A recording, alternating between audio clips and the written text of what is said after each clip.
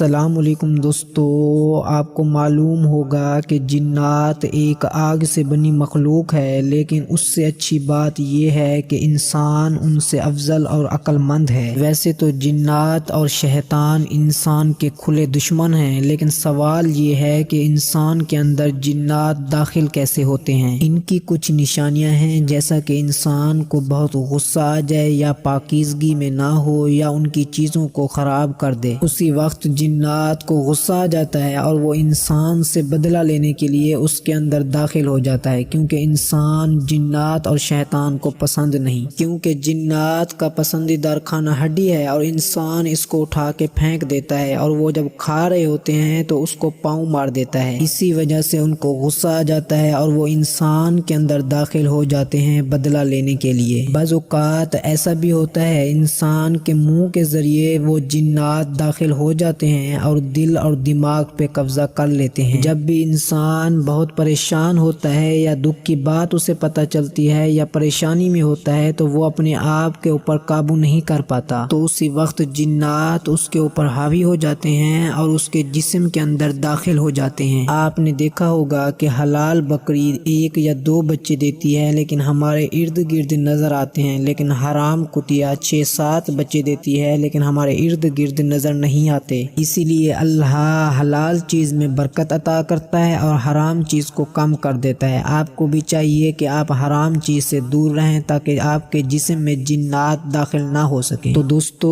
اگر یہ ویڈیو آپ کو اچھی لگی ہو تو مزید ایسی ویڈیو دیکھنے کے لیے ہمارے چینل عبدالقیوم ٹی وی کو سبسکرائب کریں اور لائک کریں۔ اب آپ ہمیں دیجیے اجازت، انشاءاللہ تعالی نیکسٹ ویڈیو میں آپ سے ہماری ملاقات ہوگی۔ اللہ حافظ۔